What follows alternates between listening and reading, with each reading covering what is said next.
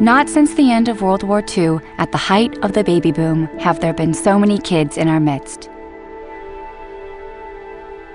There are now more than 52 million kids under 12 in all in the United States, the biggest burst in the U.S. youth population in half a century. And for American business, these kids have come to represent the ultimate prize. An unprecedented, powerful, and elusive new demographic to be cut up and captured at all costs. There's no doubt that marketers have their sights on kids because of their increasing buying power, the amount of money they now spend on everything from clothes to music to electronics, totaling some $40 billion every year. But perhaps a bigger reason for marketers' interest in kids may be the amount of adult spending that American kids under 12 now directly influence, an astronomical $700 billion a year, roughly the equivalent of the combined economies of the world's 115 poorest countries. One economic impact of children is the money that they themselves spend. The money that they get from their parents or grandparents, the money that they get as allowance when they get older, the money that they earn themselves. That is an increasingly significant amount of money. But that's not where the real money is. Marketers and advertisers have realized that the real money related to the children's market is in their purchasing influence. Any questions? Jared, does he do any tricks? Does that work for you? Because of their purchasing power and because of their purchasing influence, marketers and advertisers have become much more deliberate in their strategies and attempts to how to influence those dollars. Sienna, because kids come first. It's the children who often determine what kind of car gets bought, what kind of computer gets bought, what kind of cell phone program, and even where they take family holidays. What's your favorite part of the Nick Hotel? The awesome pools, having my own room, the arcade rocks. I like the shops. I like eating with SpongeBob. We came on vacation and the kids don't ever want to leave. Most parents and other people just don't realize how corporate marketers intentionally try to, well, in essence, make parents absolutely miserable.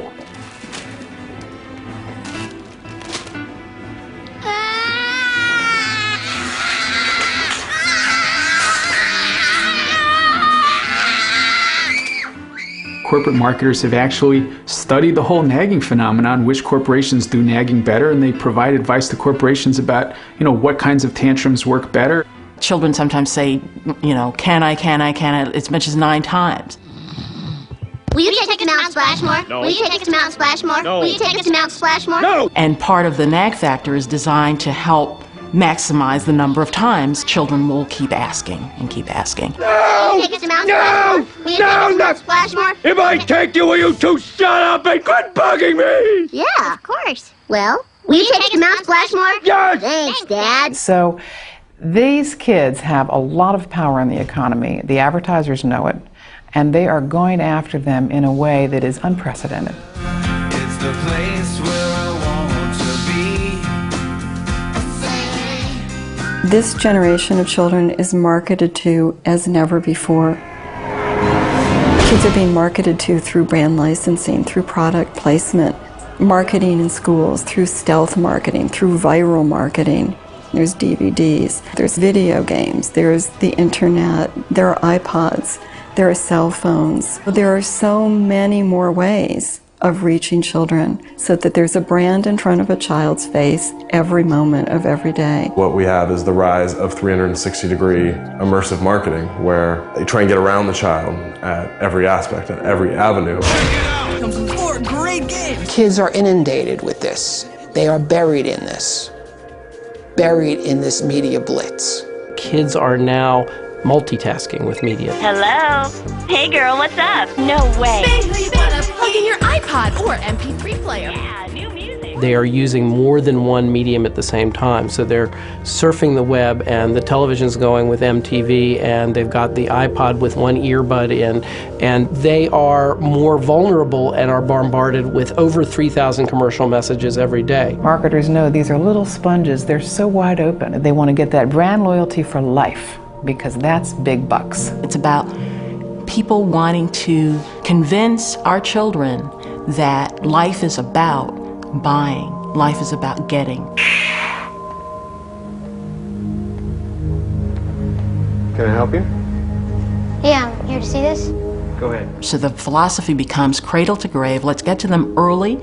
Let's get to them often. Let's get to them as many places as we can get them. Do you have a business card? Sure. Not just to sell them products and services, but to turn them into lifelong consumers. I'll see you in about 20 years.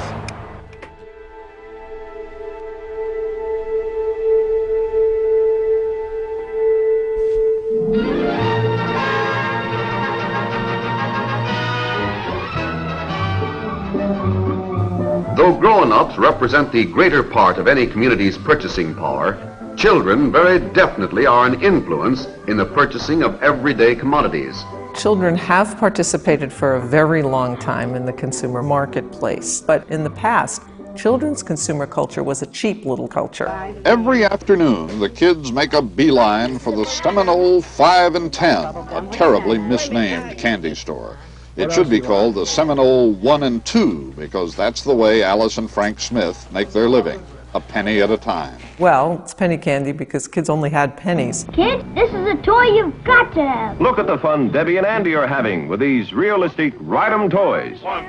Although it's true there was advertising to children back in the 1950s, the 1960s, even in the 70s, the amount of it was very confined in comparison to today. You want to get a Slinky.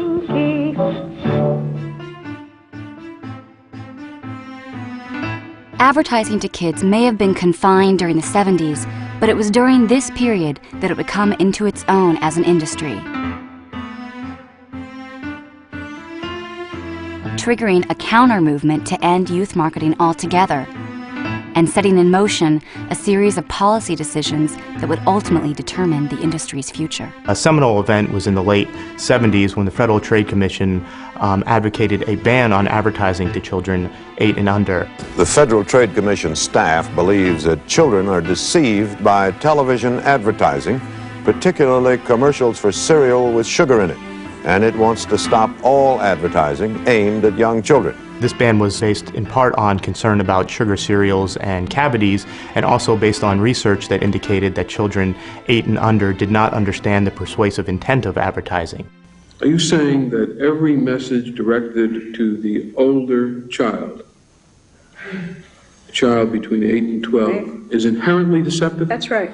I think the child cannot bring enough information to bear not to be deceived and to have an unfair trade practice. So what ended up happening was the industries that were going to be affected, the toy industries, the sugar cereal companies, went to Congress. And that in an American democratic capitalistic society, we all must learn, top to bottom, to care for ourselves. And what the last thing we need in the next 20 years is a national nanny.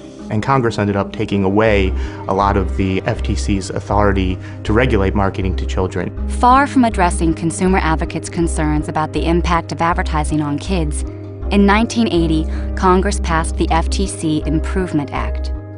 The law mandated that the FTC would no longer have any authority to promulgate any rules regarding children's advertising. The Congress of the United States, under pressure from advertisers and marketers, actually took away from the Federal Trade Commission the right, the authority to regulate advertising and marketing to children.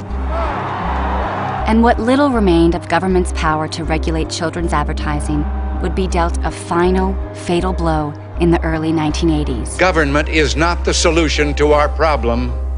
Government is the problem. In the 1980s, this country was in a situation of falling in love with the market, thinking that the market was the solution to everything, and of deregulating industry.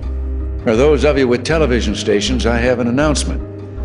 As you know, I've never liked big government, and I think you will agree there's no reason to substitute the judgment of Washington bureaucrats for that of professional broadcasters. By 1984, the Reagan administration had completely deregulated children's television.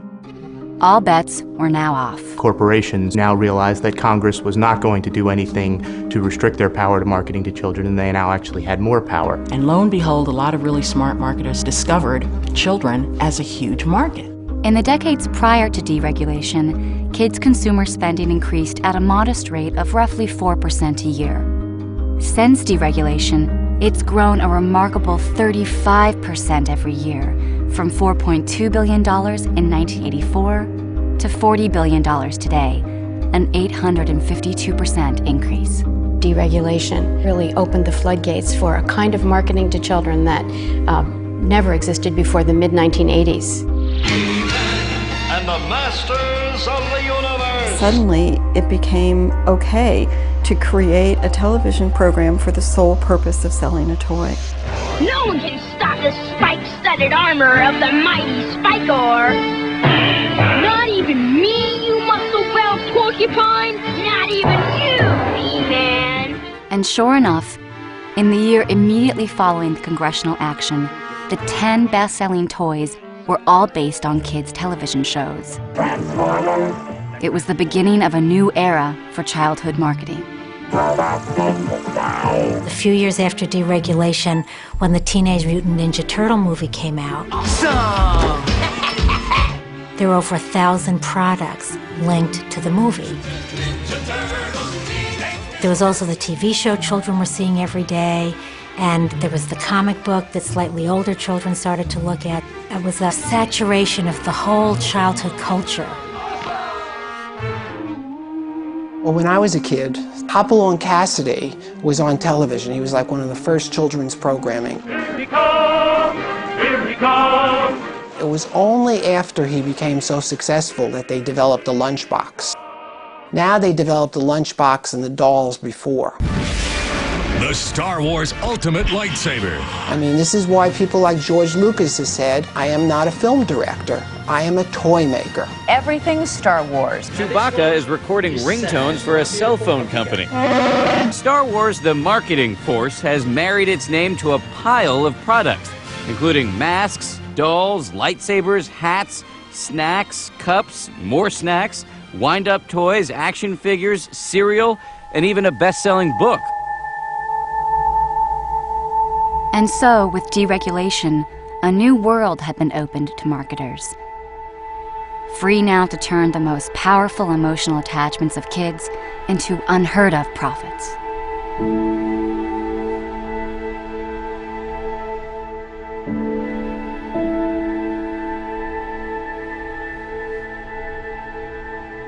Their goal is to insinuate their brands into the fabric of children's lives. So many children's characters' principal function is really to hook kids on products. They're designed to pull on kids' heartstrings. It's your chance to make The Little Mermaid part of your world. And then who's holding the strings? Well, it's the marketers who want to sell kids a wide variety of products. So you end up having junk food promotions at fast food restaurants, breakfast cereals with images of the main characters from the movies. You have bed sheets so the children literally go to bed thinking about the images. And then they go to school with their backpacks and their lunch boxes with the logos. And then they get to school and their friends have on the t-shirts and the shoes and they want them. Hello, Scooby-Doo crackers. Scooby-Doo? Do you like those? Yeah. Have you ever had them? No. How do you know you like them? I love them so much. SpongeBob SquarePants was Kraft's best-selling macaroni and cheese. I personally know a 5-year-old who told her father in no uncertain terms that SpongeBob SquarePants macaroni and cheese tastes better than any other macaroni and cheese. Now, how do you argue with a 5-year-old about that? I mean, what do you say? You say, well, no, it doesn't. And then she says, well, yeah, it does. Well, no, really, it does. No, it does. I know it does. Well, have you ever had SpongeBob SquarePants macaroni and cheese? No, but I know that it tastes better. Growing up is a very strenuous, difficult, and sometimes hard and scary process for children. One of the things that gives them some stability and continuity in that is their attachment to touchstones in their lives. And among those touchstones are characters. Clifford the Big Red Dog, Mickey Mouse. These are constants in their lives. These are things that they have figured out, they feel they understand, and that they feel comfortable with, and indeed, in their own way, love. When you take that and you leverage that into saying, eat this food, you are basically leveraging that very powerful emotion that the child has, that very powerful attachment to make money.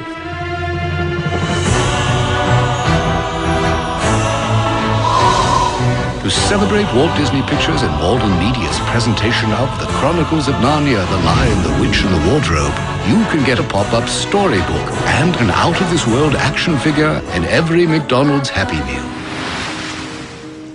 But marketers have not limited themselves to dropping the names of beloved characters to sell their products. With increasing brazenness, they've also begun to drop the products themselves directly into kids' entertainment. Oh, look at that! Is it a mirage or just product placement? Hey, who cares? With shopping convenience at such low prices. Water, Fresca, Mountain Dew, your product name here. Product placement is weaving of products into programming without adequate disclosure. Welcome to Wendy's. May I take your order, please? Classic triple lettuce, tomato, and cheese. Classic triple lettuce, tomato. I got it. Classic.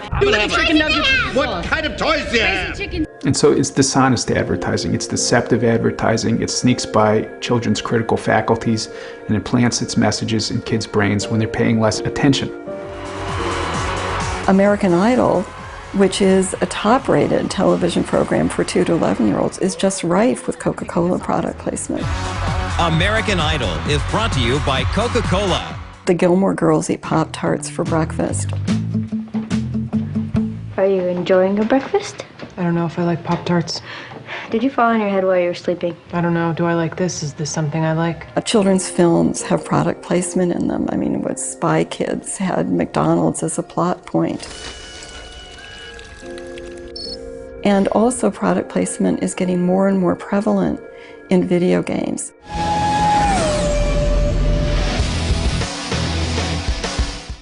And when ads haven't been serving as a backdrop in video games, they have become the video game.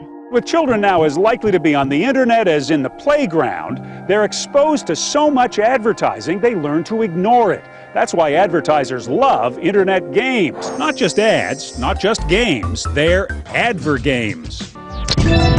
She can score with Skittles, race with Chips Ahoy, or hang out with SpongeBob.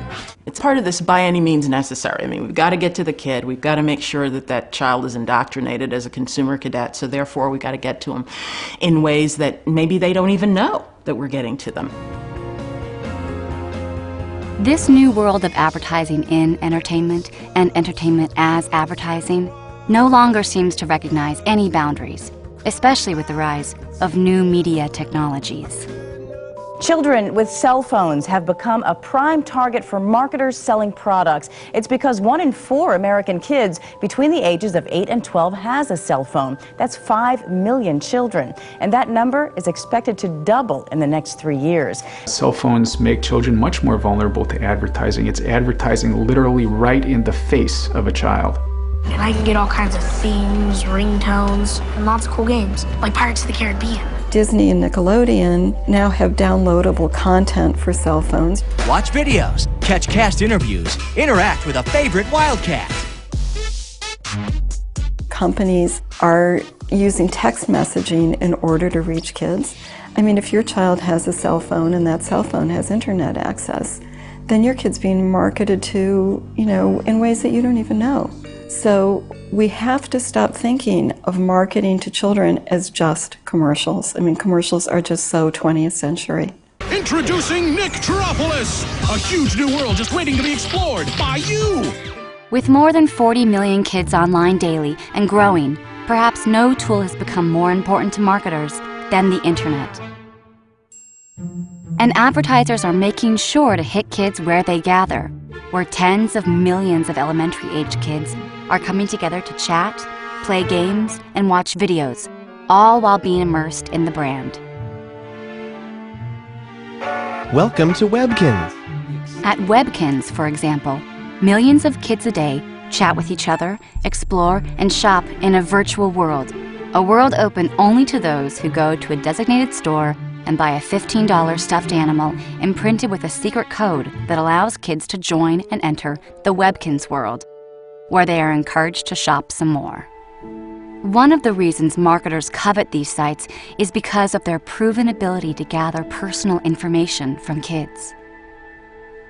The internet allows people to be micro-targeted.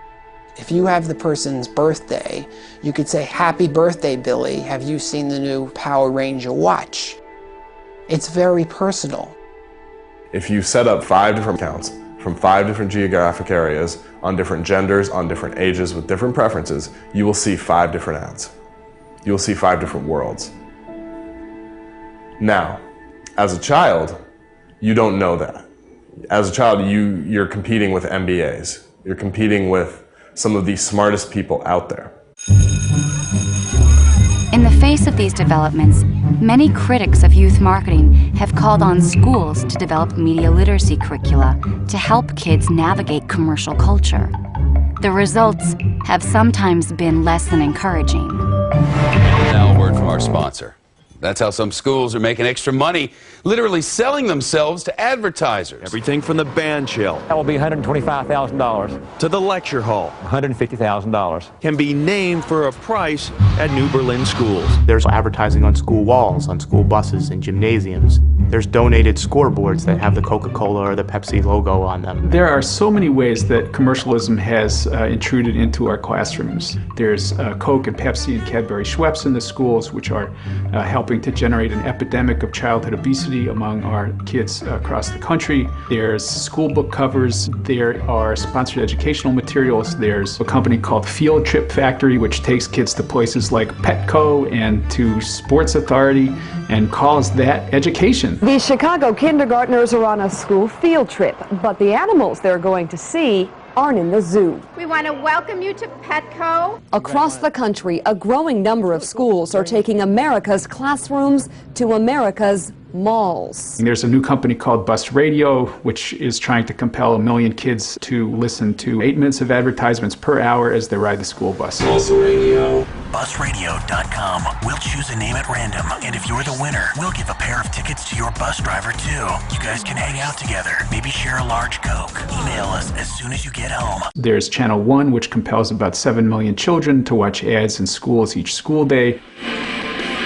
Today on Channel 1. The purpose of schools, in part, is to promote reason. And the purpose of advertising is to subvert reason, to promote the sale of a product. And for that reason alone, advertising has no proper place in the schools.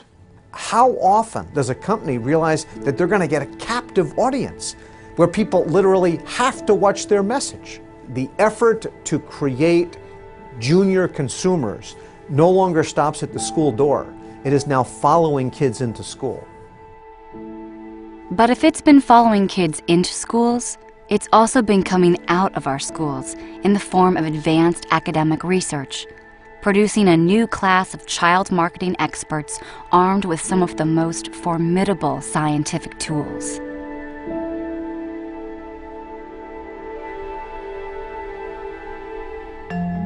Psychologists and anthropologists and sociologists and behavioral scientists are used by marketers to really shape and cement children's brand preferences. They want to be part of the fabric of children's lives.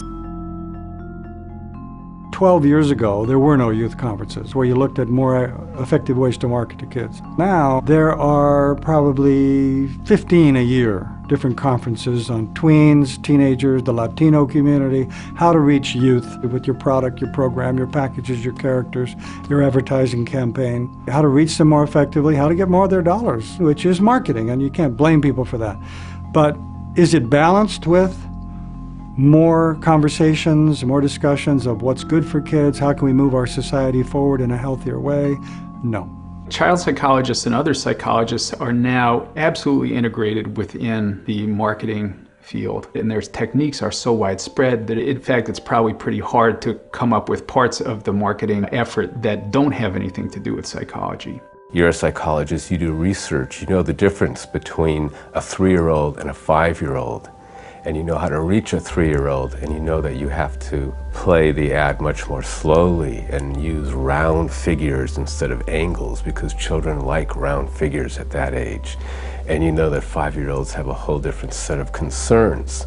So we can fine-tune the marketing to communicate better with children. One means of fine-tuning is the tried and true method of the focus group. It's quiet, it's controlled, there's usually a one-way mirror, so we can see behavioral cues. It's how they look, it's the look in their eyes, especially with kids who don't have that sense yet of self-monitoring. You know, all their actions are very descriptive, and once we take what they say and then feed that in with how they look when they say it and their behavioral cues, we really end up with a strong measurement of how product affects them. Still another means is ethnographic research, which, tuned to the goals of marketers, has become a kind of scientific stalking. They go into supermarkets with them and film exactly how they look at a product, pick it up, put it back down, the way they move around a supermarket.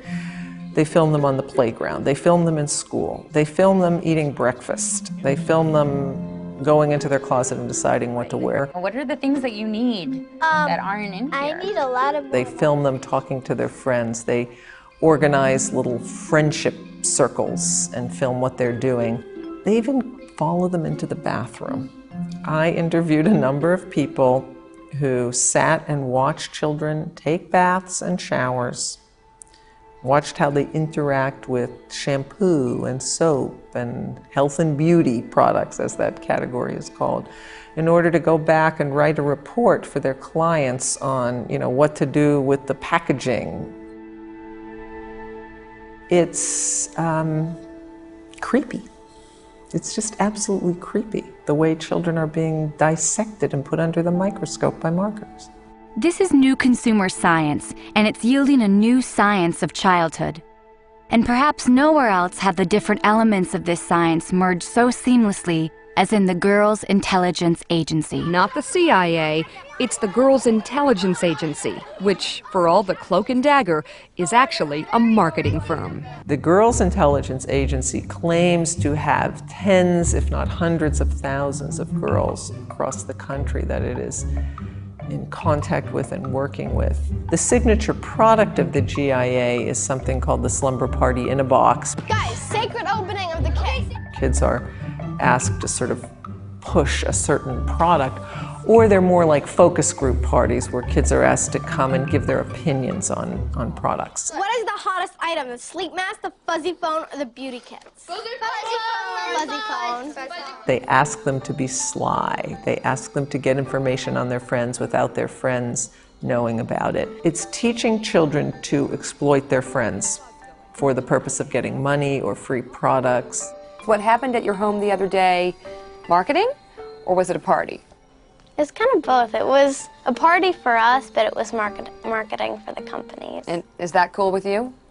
Definitely. One of the more problematic aspects of its behavior is that it will enlist young children in its marketing efforts without their parents knowing about it. There's a lot that's happening around us, and the public is not aware, just like they're not aware of neuromarketing.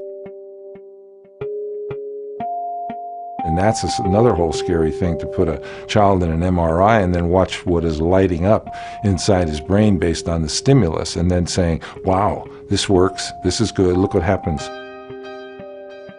They do blink tests on kids, for example. They develop ads and then see how frequently a kid blinks or turns their eyes away. And when they see the kid blinking more, they change the ad to make it more mesmerizing. There's stuff they just can't take their eyes off.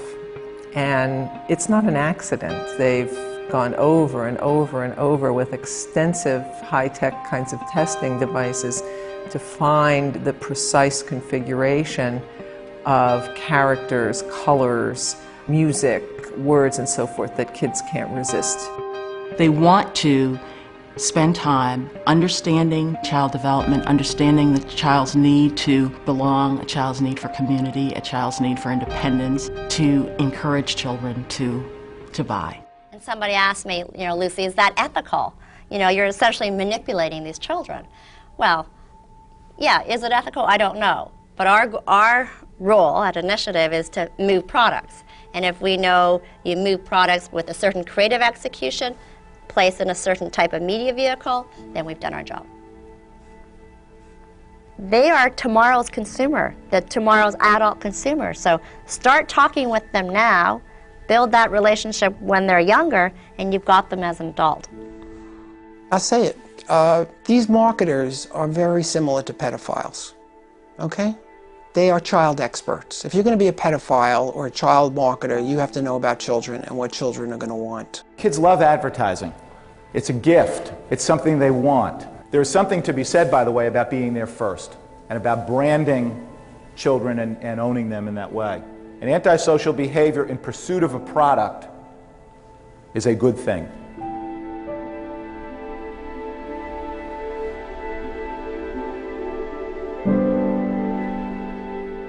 You'll never get away with this, Slippery Sam. Companies have moved away from exaggerating the product characteristics. See, his legs actually move just like a real horse. Blaze is the safest, strongest horse made. To a whole new form of advertising, which is symbolic advertising.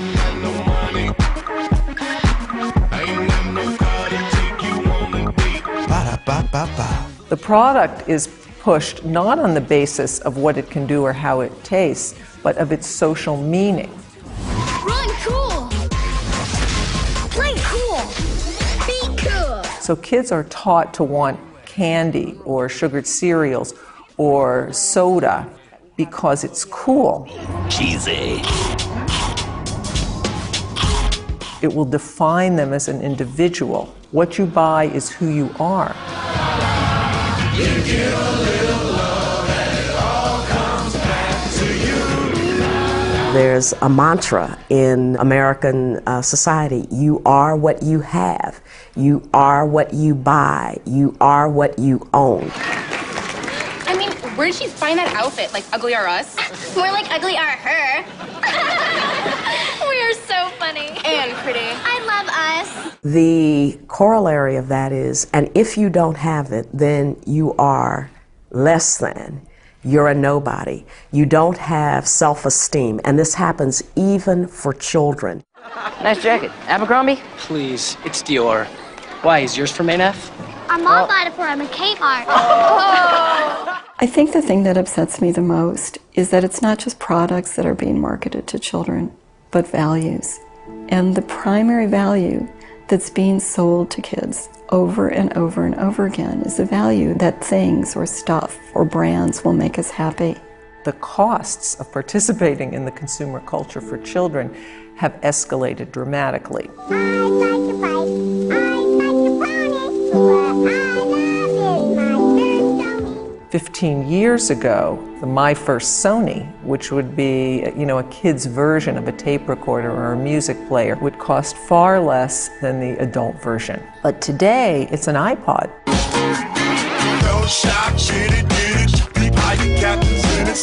In grades, 1, 2, 3, 4 even, very, very expensive products.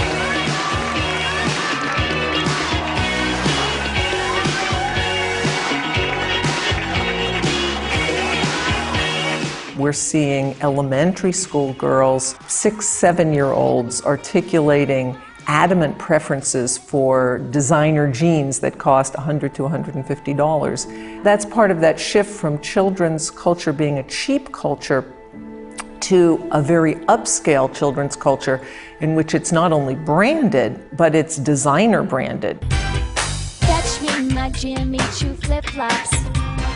Where is my pink Prada tote? I need my Tiffany hairband. Then I can go for a blow. It's gotta have it, gimme. That's the value system. I want more. Self-indulgence, instant gratification, and materialism. Everything's got to be perfect for me. That's the basic consumer identity. You could try thinking of things that remind you of each note. Do. Oh, that's easy. Do means money. It's shallow, it's about me. Me. Yay, me. It's about me now, and it's about me and these things. Law. Law is something you get to break if you're rich. That's the attitude. It's all about me. You know it's all about me. You know it's all about me. it's all about me. You know it's all about me. It's really a disservice to kids. I think part of what we need to be able to tell kids is that it's fine to have nice things. There's nothing wrong with having nice things, but don't mistake that for happiness and satisfaction. In about 20 years, what do you want to be? Oh, I want to be a baseball player. A teacher. I want to be a policeman. When I first started seeing children as a psychotherapist about a quarter of a century ago, I would routinely ask them what they wanted to be when they grow up, and would hear things like a nurse, an astronaut, or some profession that seemed glamorous to them. By the way, what does your father do for a living? He designs Designs what? missiles. Missiles. And what are you going to do? I'm going to be a postman. Now, why do you want to be a postman? There isn't so much to it, and you can read the postcards. Around the late 80s, it started to change, and I started to hear children answer that question with the word rich. When I grow up, I want to be rich. I want to make a lot of money. I want to have a lot of stuff.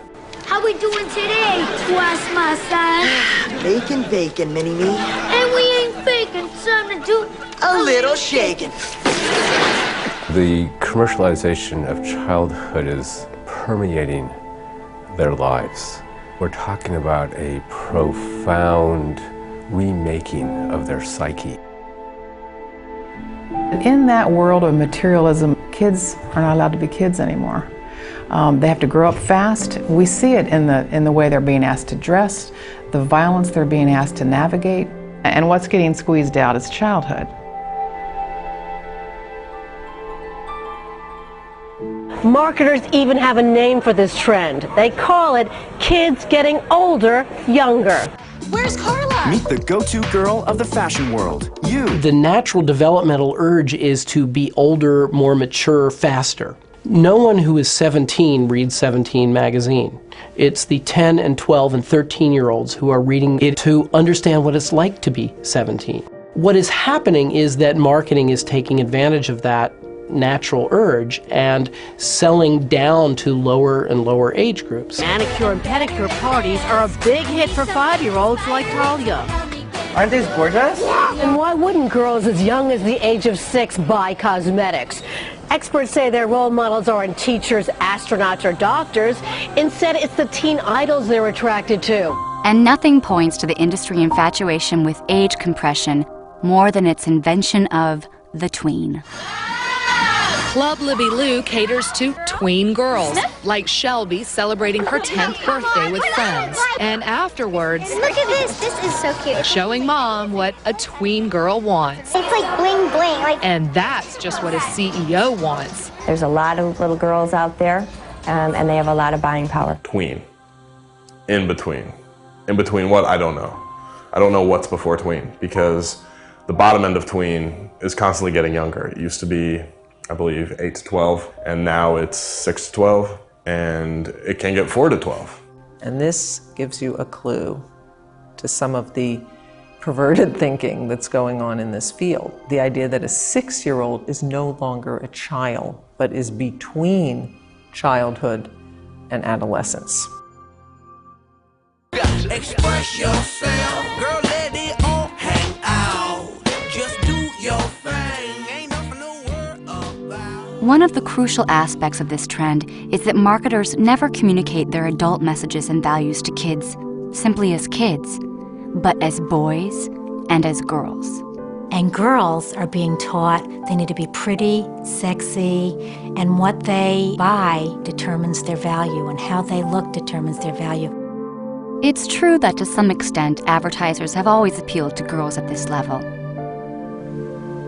Barbie, you're beautiful. But there can be little doubt that something radically different has emerged over the past few years. It's my scene, my bling, bling, bling. The new My Scene, My Bling Bling girls are here. Nice bling. Here, wear my ring. Ooh, sparkly. You see now dolls with highly sexualized outfits and themes marketed to 6-year-olds. Forever diamonds. I go to visit preschools, and I'll see 4-year-old girls in what I often call crotch skirts, modeled after Bratz dolls. That's so cute. I would seriously wear that. Thanks. Be Bratz. Be long. While one part of you cognitively may be able to accept belly shirts when you're 7 years old, are you emotionally mature enough to handle the outcome when you go out in public and people look at you like, an underage Britney Spears? And with boys, we see the same pattern. While to some degree marketers have long targeted boys with what would seem to be adult messages that equate being a man with aggression and toughness and violence, today's boys are immersed in an altogether different world. Fire! Exciting!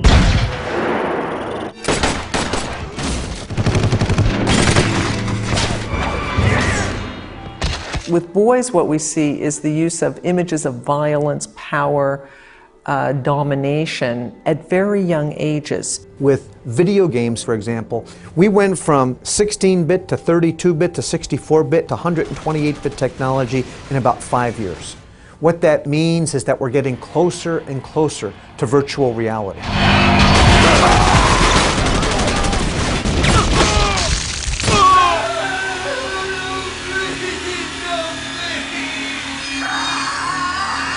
The amount of violence, entertainment violence, that young children are exposed to is startling. They're getting a message that when you have conflicts, you fight with violence, that you have to fight in order to resolve your differences. That's what you do.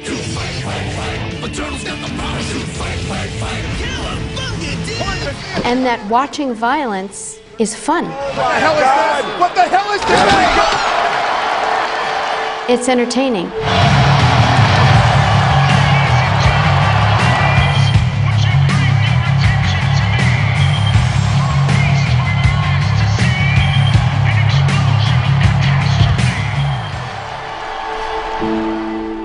The Federal Trade Commission report that came out looking at the marketing of media to children showed that indeed the media industry was marketing material to children that even their own rating systems said were too young for that material.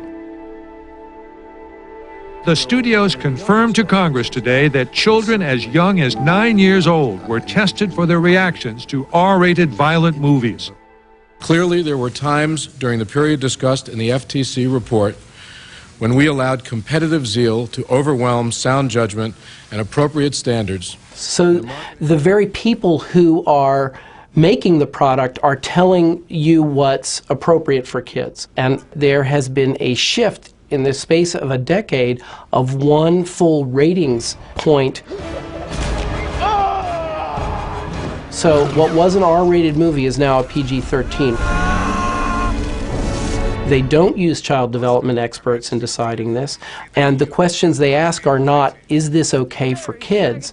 It is, would parents let kids of a certain age watch this? I still masturbate to Pam. Greg? Look at those boobs. Man, I just want to lather them up with soap and just... One thing that happened when the movie studios tightened up on letting kids into R movies was that the sexual content, drug content, alcohol, tobacco, profanity, adult content migrated into the PG-13 movies. So they're a lot more like what R movies used to be. And a Hollywood movie that's rated for older viewers, PG-13 or R,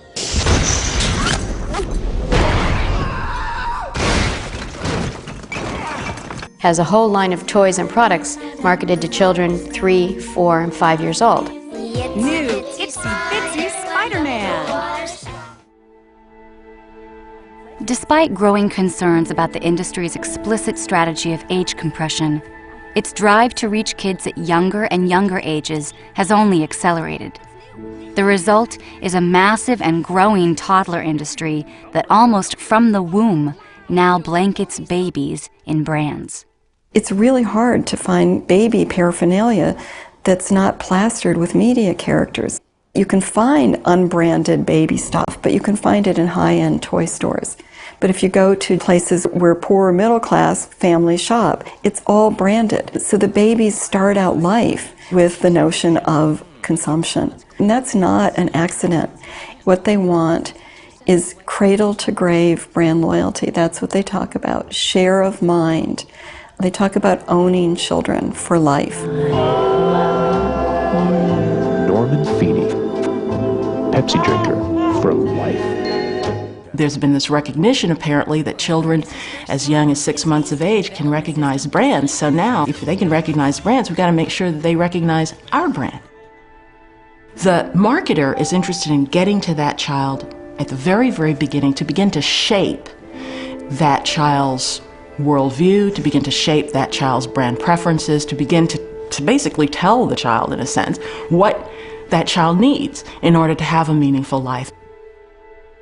And that's where we see, as mothers, that's our job. It's not theirs.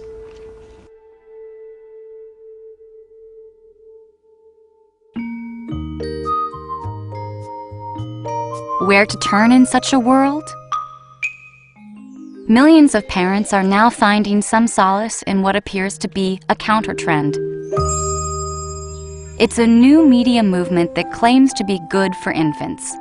And whether we're talking about developmental DVDs like Baby Einstein and Brainy Baby, or 24-hour programming for infants and toddlers on TV, the idea is that good media is the best antidote to bad media. We don't get to decide how tall they'll end up, or what their shoe size will be in 2 years. But how big their imaginations get? Is that your shirt? Well, we do have some say in that. The idea is that our kids would be all right if parents would simply turn their children away from the commercial clutter and turn them on to educational media. Because kids don't just grow up, they think up.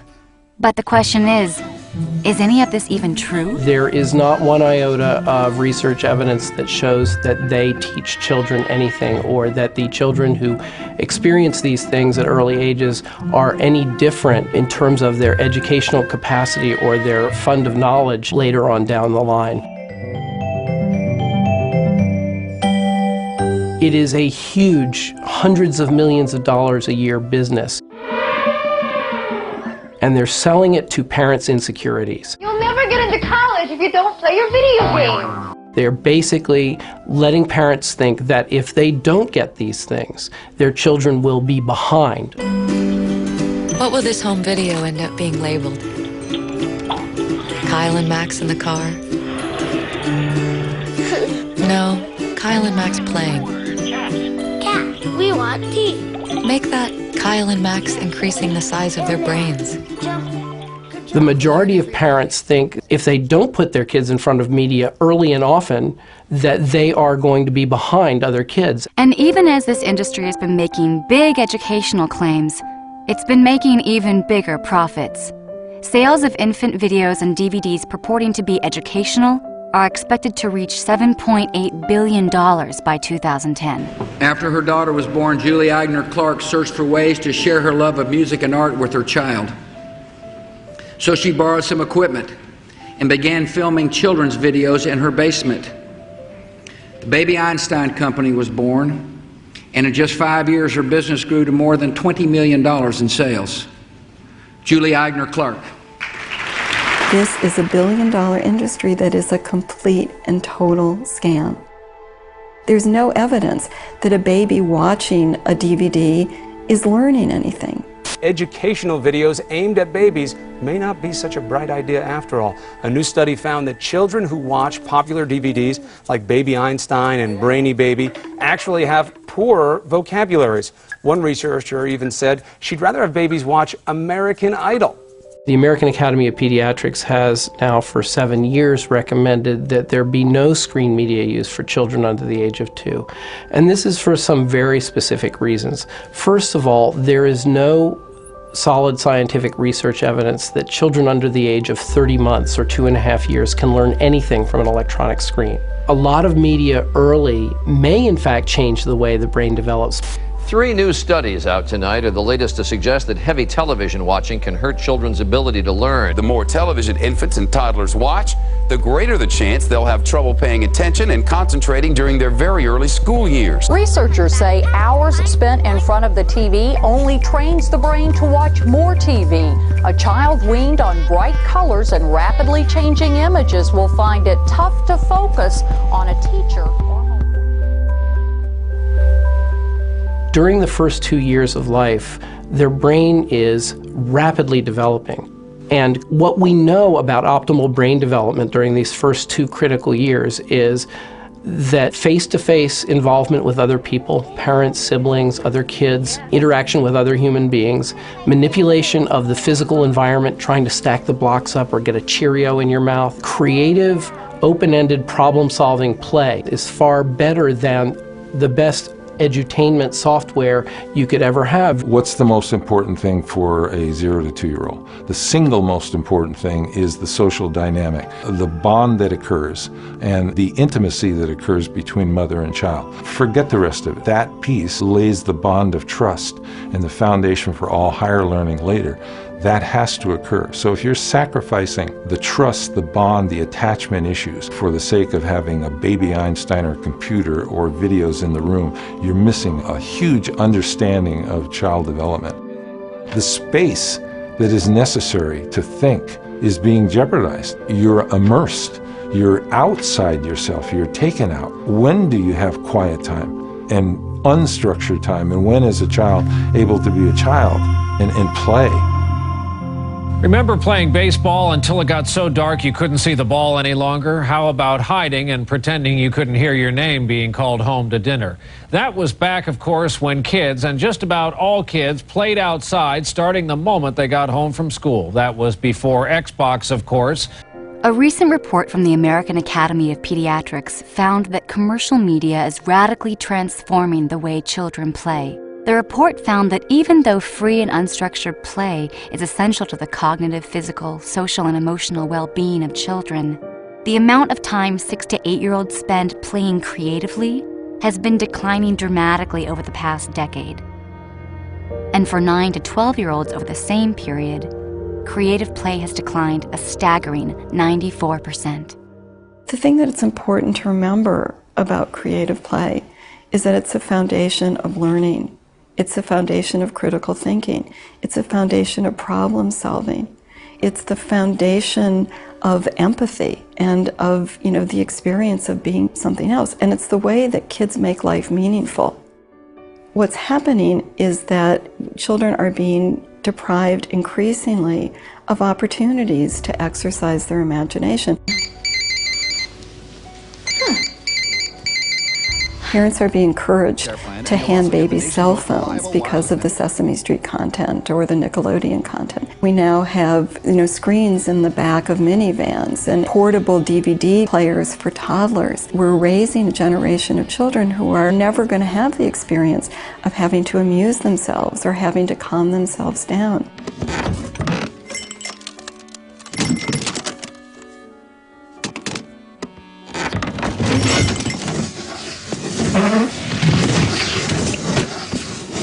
And so they're always going to need a screen, and that's exactly where the marketing industry wants them.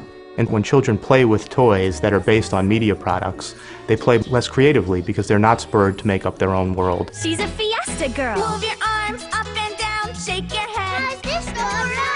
They're not spurred to make up their own storylines. What they do is they just regurgitate what they've already seen using products that are based on the film or on the television show. Every flip, every stick, every web slinging trick Spider-Man can do, now you can too with the Spider-Man stunt system. It's not real play.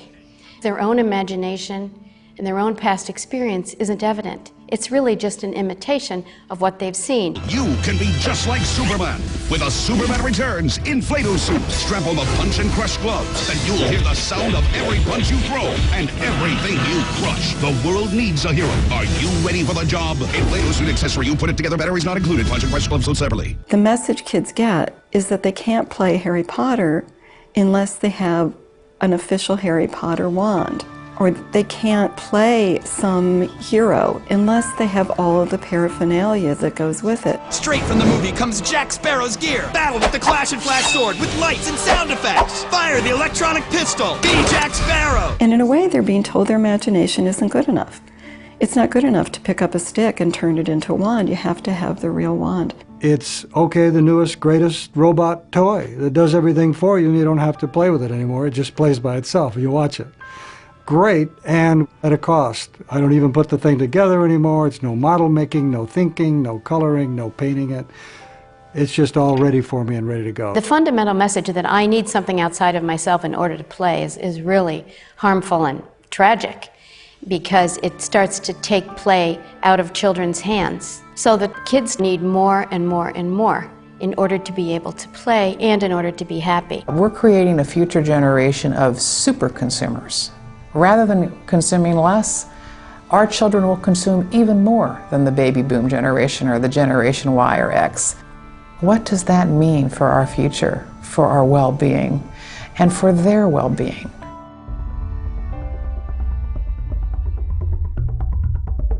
40 times as many young people are now being diagnosed with bipolar disorder than 13 years ago. Attention deficit hyperactivity disorder.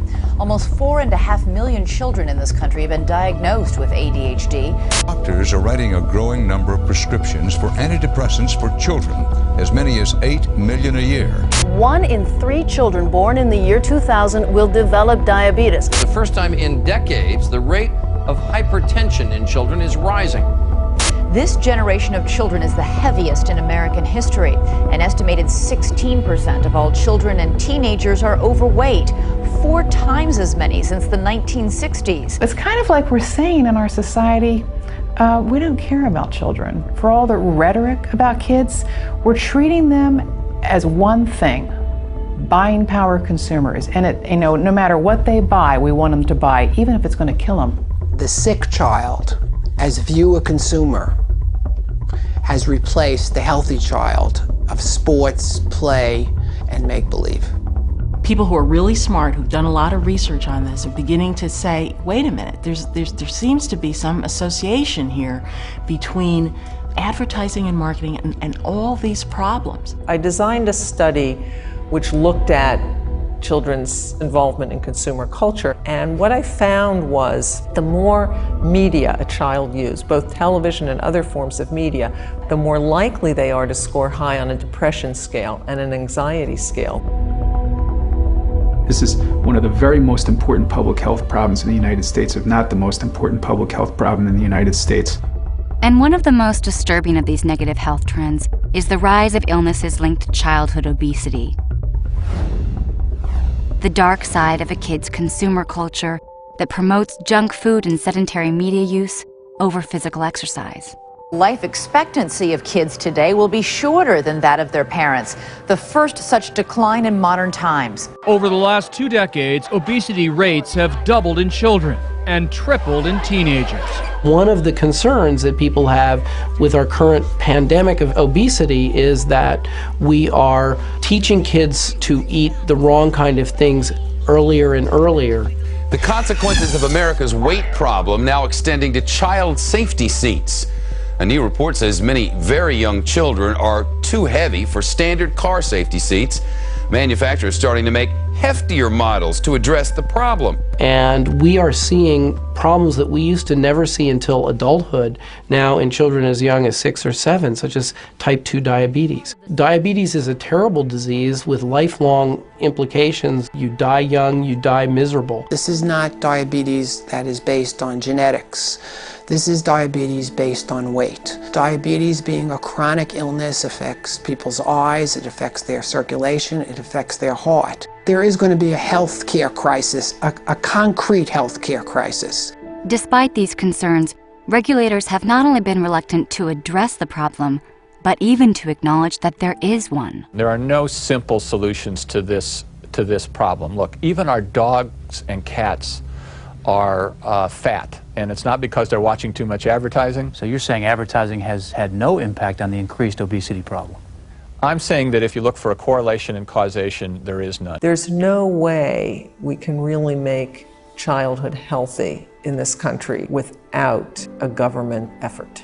We've done it in other areas. We do it in the area of child safety. We have laws about putting helmets on kids, seatbelt laws, tobacco marketing to kids, but somehow we think it's okay to make children fair game for marketers who just want to profit from them, irrespective of the impacts on their health and well-being. Not once have I ever heard a corporation say, let's put on the chalkboard the pluses, the maybes, the questionable impact, and here's some negatives that could come out of our product or program. I've never seen it. If I'm a producer and distributor, I don't think it's fair for me to say, well, I don't care what the social consequences of what I do are. I'm just making a buck. I mean, we wouldn't tolerate that in a lot of other areas. The marketing industry spin is that it's all up to parents and that parents should be the sole gatekeepers. What about their parents, though? The parents are responsible for the conduct of the child. Does. Isn't it a parent's responsibility? Isn't it the parents' responsibility to monitor what their kids are reading and watching? Isn't the choice of what to buy and feed kids up to parents, ultimately? Parents can't cope with this alone. They need help. We have a $15 billion industry that is working day and night to undermine parental authority. Responsible adults would say that, of course, parents are responsible. But if children are not with their parents 24 hours a day, if they're in school and the school is full of advertising and marketing, if they go to daycare and the daycare center is full of advertising and marketing, if someone's inviting them over to a slumber party and there's a surreptitious selling or market research going on there, I think it's asking an awful lot of parents to take all the responsibility. It's akin to an owner of a large fleet of trucks announcing that our fleet of trucks from now on is going to be barreling down the road, especially where children are, at 150 miles an hour. Parents, watch out. It's your job to take care that your children don't get hurt. No one would argue in that case that the owner of the fleet of trucks doesn't bear any responsibility at all. In fact, the FTC and the FCC's role is to protect children when the marketplace isn't protecting them. And we have a situation now where those agencies are not fulfilling the role that they actually were given when airwaves, for example, were turned over to private corporations. So things are very out of balance. We're the only industrialized country in the world that really doesn't have a policy about this. I have consulted and spoke to people in Ireland, in the Scandinavian countries. They don't permit this type of advertising. But usually, when there is any type of debate about this, the industry brings out the First Amendment rights, okay, the Constitution. I say they're entitled to the Constitution, but they're also entitled to the shame. Shame on them. This is our future, and they know that this is wrong. We need, in a proactive, forward-looking way as a society, to say, how is this changing us? How is this changing our environment? How is this changing our society? And do we want this? I think that we have to look at this as an issue of rights. The rights of children to grow up and the freedom for parents to raise them without being undermined by commercial interests. In that sense, it's like the civil rights movement or the women's movement or the environmental movement. I think that we're at the beginning of a growing movement and that it takes time. This is a lot more than about selling products and services. If we care about nourishing the human spirit, if we care about human relationships, we've got to care about this issue.